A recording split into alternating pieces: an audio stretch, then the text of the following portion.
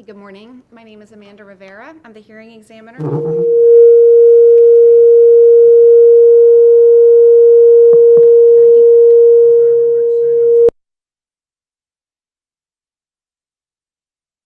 So we're awake. Got plenty of attorneys here, so. Okay, we'll try it again. Okay, today's date is August 21st, 2025, and this is case SEZ2024-00001. It's a special exception request for consumption on premises for an agritourism operation off of Hendry Creek Drive. Because this is a quasi-judicial hearing, all evidence and testimony must be taken under oath. So if you intend to speak, if you could please raise your hand. Do you swear or affirm the testimony you will provide is the truth? I do. Thank you.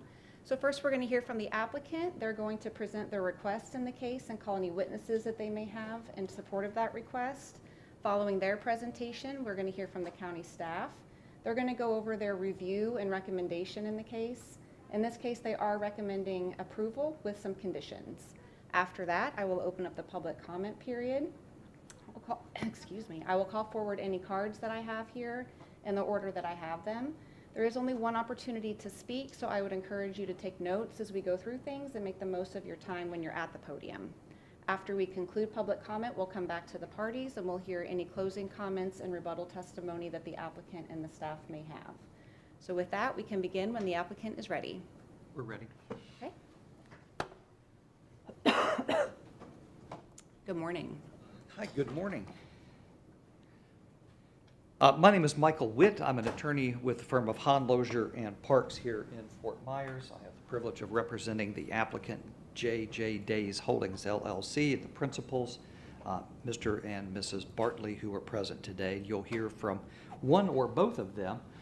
They'll present testimony with respect to the application.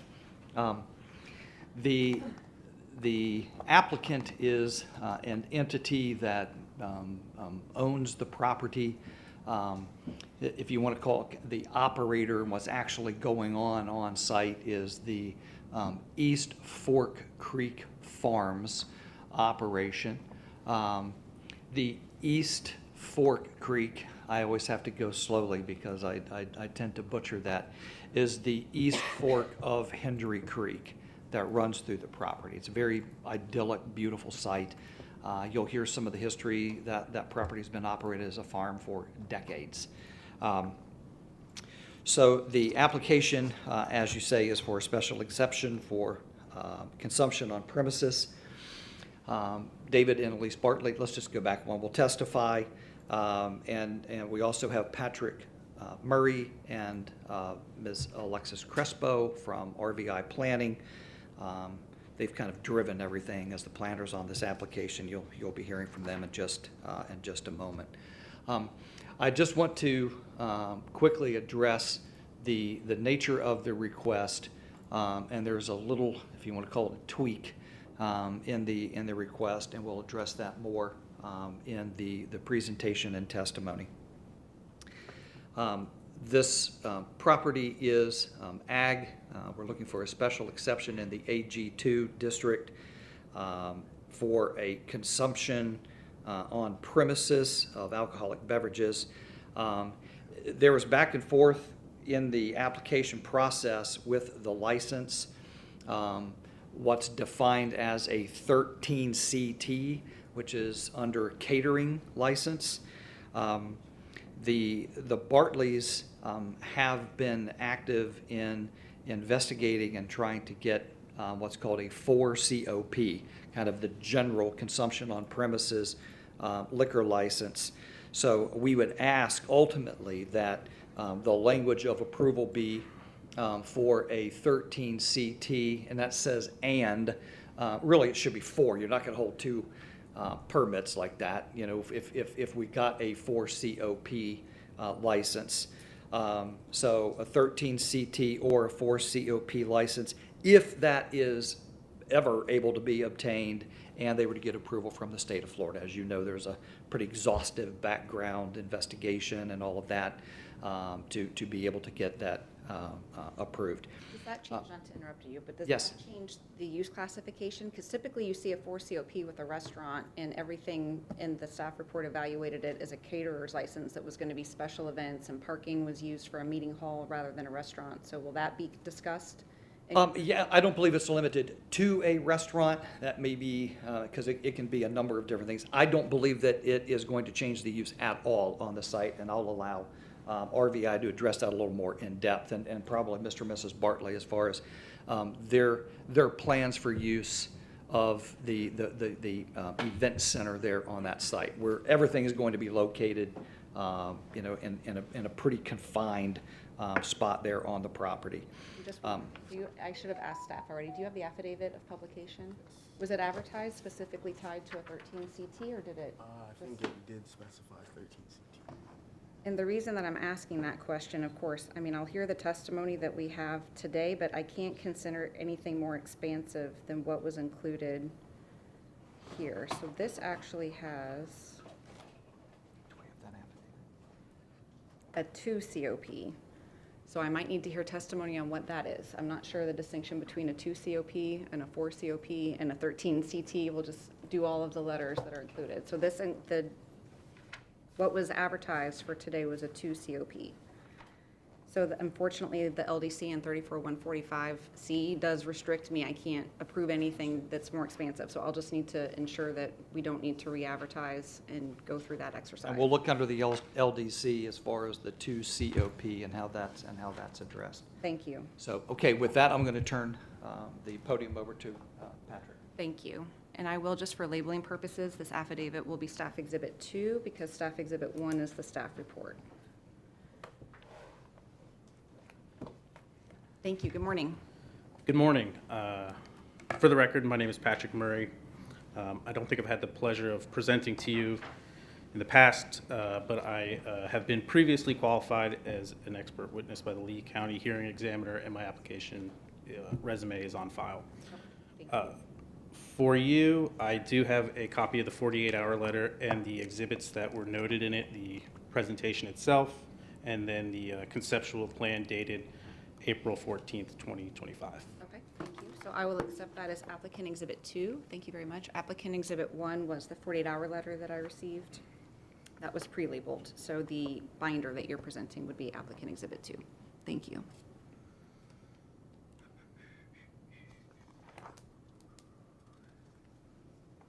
So in general, the project location is south of Henry Creek Drive. This is just under a 10-acre property, which is west of South Miami Trail, and the subject property does have an agricultural exemption through the Lee County Property Appraiser. It includes current uses such as hydroponic, aquaponic, other agricultural practices that include chickens, goats, bees, and other production. Side by side of the future land use and the zoning maps, you notice that the future land use property is suburban and the zoning is agriculture with commercial and residential surrounding.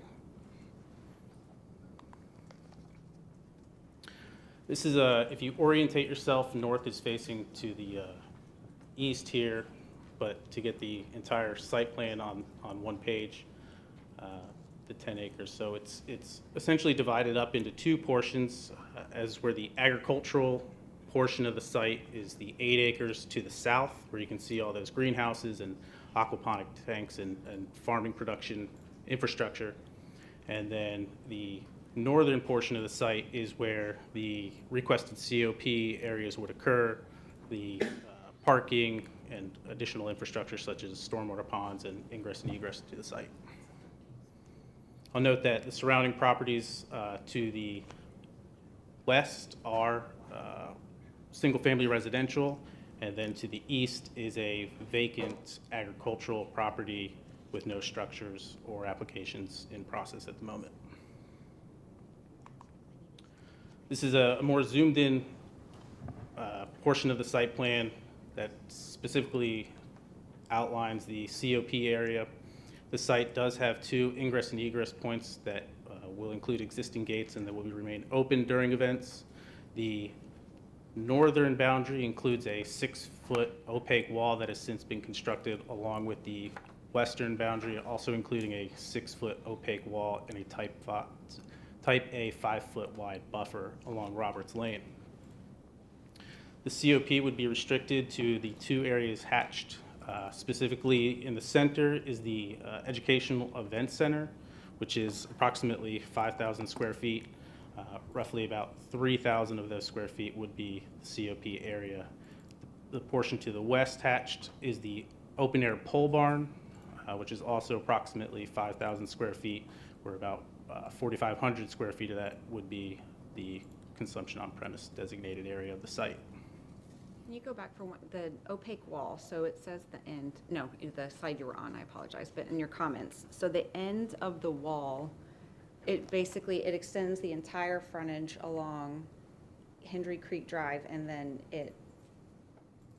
how far down does it extend on the west and the east sides? Does it cover the enclosed area and the COP area for the new building and the pole barn? So, yes, so it does. It goes from Hendry Creek Drive down Roberts Lane to East Fork Creek.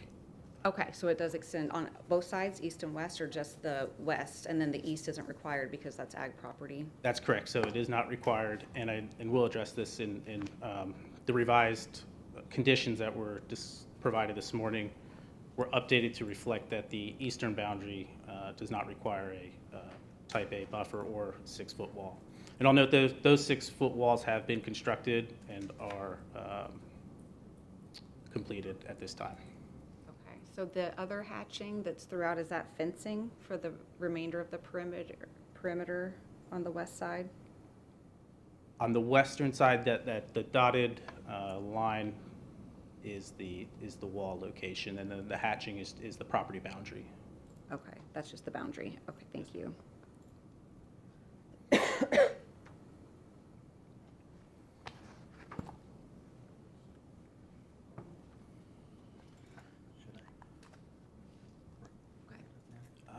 In April, earlier this year, we did have a community meeting with surrounding property owners.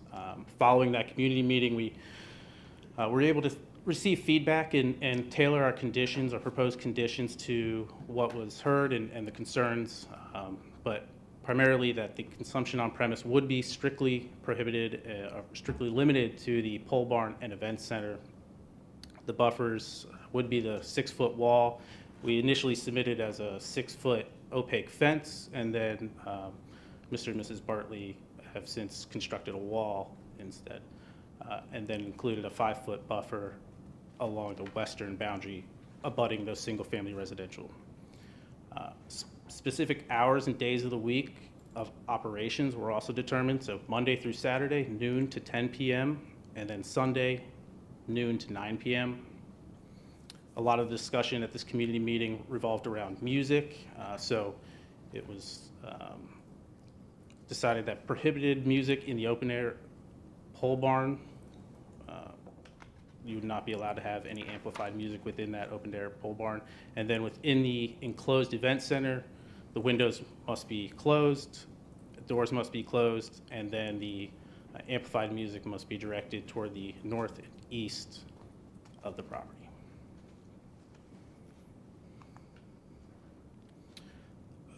These are recent photos. I believe Monday, this just shows the wall that's currently being constructed. So that top left there is looking west on Hendry Creek at the entrance of the site. The bottom looking east at the intersection of Roberts Lane and Hendry Creek.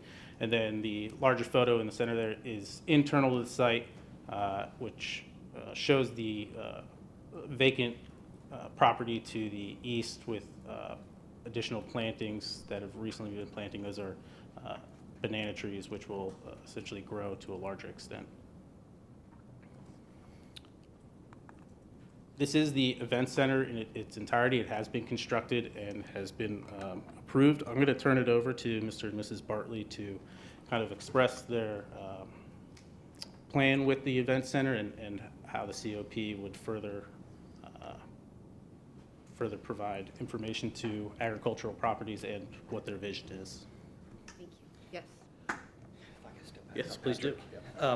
Before we get to the Bartleys, I'd like to ask if we could take maybe a 5-minute break. I need to review the affidavit, which we have not seen, and then have a conversation with the applicant, because that may be an issue. Certainly. And if you need more than 5 minutes, that's fine as well. If not, I'll provide you a copy of this now, and we'll reconvene at 9:35, let's say, but if you need more time, just let us know. Okay. Thank Thank you you. so much. Absolutely.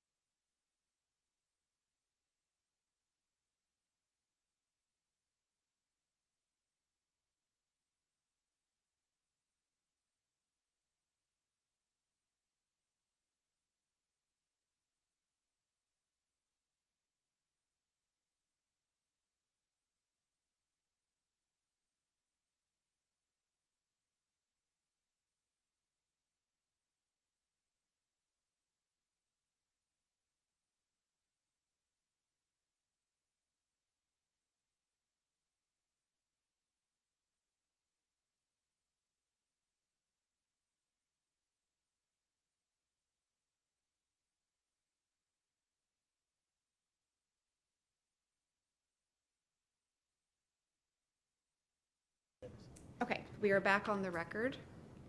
Did the applicant have a course of action you'd like to pursue? Yes, thank you, Madam Hearing Examiner. We're going to seek a continuance Okay. of the case from today. I believe we're looking at a proposed date of October 10th, Okay. 2025. So, yeah, because of the error in the affidavit that was published, we just think that the risk is too great to move forward, and it's going to put you in a very awkward position on what you can approve. So we'll go back, we'll work with staff, and we'll just make sure everything is right this time when we come back, okay? Thank you. And then that would also provide an opportunity to supplement the record to include the 4 COP and whatever Exactly. implications that might have for parking and use classifications and things like that. Okay. Yes. So we will continue then to Friday, October 10th at 1 p.m. Thank you to the folks that came today. We will see you hopefully back again at that time. I hope everyone stays well and stays safe until that time. Thank you. Thank you. Thank you very much.